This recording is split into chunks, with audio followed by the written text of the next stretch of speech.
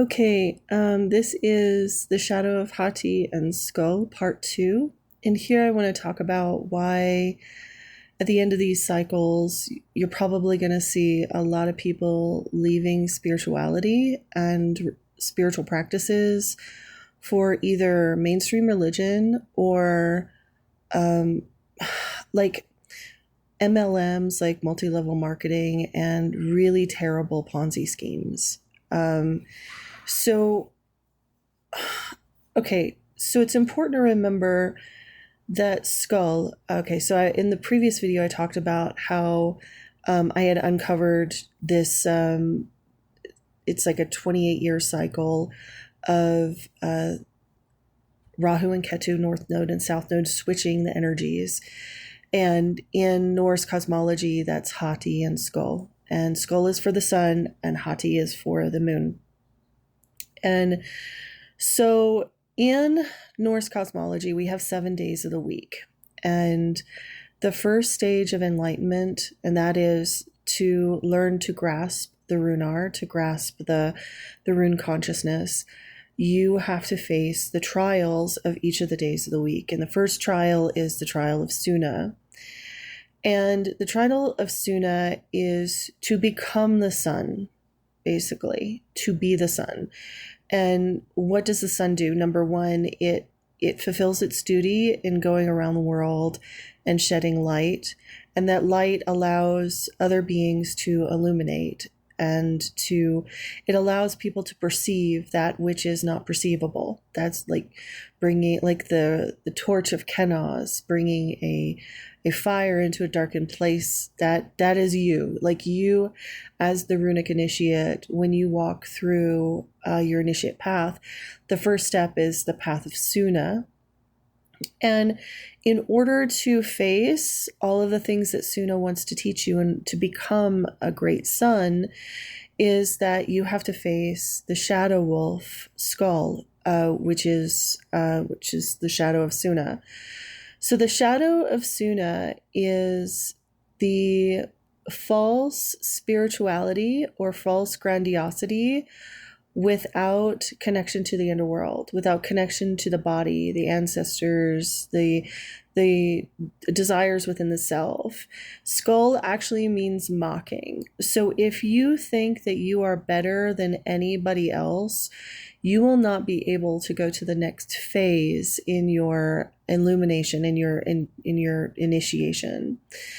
So you have to go humbly as a servant of light into the 9 realms in order to get to grasp the lunar runes. So yes, you can grasp solar runes, and most people who pick up the runes, they only stay on the initiation of the sun.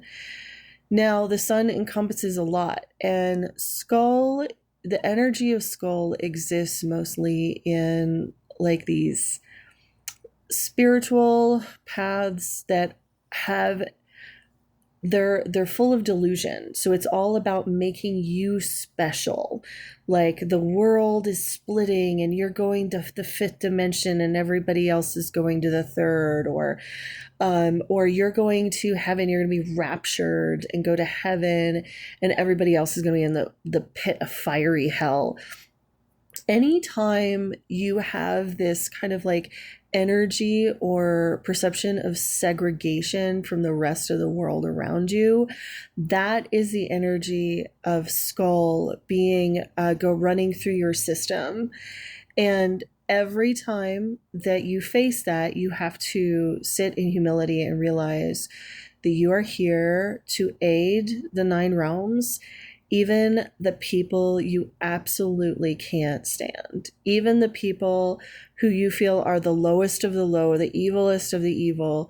You are still here as a hero to help and to facilitate goodness and life on this Midgard planet, this realm of existence.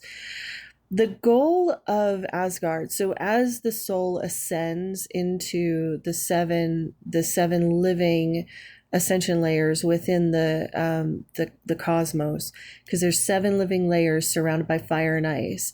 And as the soul ascends to Asgard, which is the final ascension phase, you are basically a servant of the 9 realms. You go wherever you are needed, wherever the Norns want to place you. And you don't really have much of a choice in things because, I mean, yes, of course, you have a choice of how you go about it and how you help, but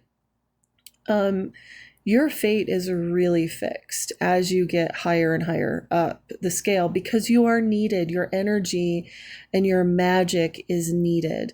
And so some people would say, well, that would mean that I have less choice and my fate isn't mine. And well, that is for a reason, because if you are going to be a great initiate, you need to have humility. You need to realize that we are all in this together. The whole 9 realm cosmos sinks or swims based upon every soul that is in it. We are a giant ecosystem of consciousness, and we all sink or swim together. So that's why any kind of idealism that makes you separate or better from anyone else, that is Sköll. And that needs to be burned out of you through devotion, through practice, through meditation, through discipline. And I highly recommend, in the coming years, especially picking up a copy of the Havamal. The Havamal is it's part of the Codex Regius. It's in the Poetic Edda. It's the sayings of Odin, and they are sort of basically how to deal with tyranny. They're all different wise sayings on how to deal with people who are lost in the throes of Sköll and Hati. Now, when the energy flips, you're going to see Hati come about. And Hati is the trial of the moon. So that once you handle Sköll, once you realize you're connected to everybody and you are no better than others and you are here to serve, then you go into the next trial, which is the trial of the moon, and that is where you face Hati, which is hatred. So you have to learn how to love yourself, so heal the hatred towards self and heal hatred towards others. And that's also, you no longer have a skin in the game of old beefs. You'll find once you get to the level of Hati, you don't care about other people's, issues. You just want to help. You want to live a good life. You want to spend time with your friends. You want to spend time in nature. You want to create your work, whatever you feel drawn to do in this life. You just want to do it. And so these are some of the energies that are going to happen. Now, we have a compounded issue in Anglo-Saxon culture because many people coming from Europe, not just Anglo-Saxon, but everybody in Europe, has been brutalized by the Christian church for at least 1,000 to 2,000 years. So when we lose contact with our ancestors, so it's like they say in China that the shallowest stream is the loudest, right? So if you were to try to connect to the ancestral realm here, right now, today, and you are not skilled at it, or you didn't have a good connection, you're going to get the loudest voices, which are going to be the Christian ancestors, because they aren't connected to the ancient primitive past. In order to really connect to the ancient primitive past, you are going to have to sit in meditation for months, maybe years, to really get your nervous system into a place where you can connect to your ancient pagan ancestors. So what also happens is people get really confused when times are chaotic, and they keep thinking that they're supposed to go back to the church. And so this is something that we may see in the coming years. We may see a lot of famous pagan people and witches and stuff go back to the church. And it's just because they're confused. the the energies of Sköll are so loud that they're not able to connect to their deeper pagan ancestors anymore.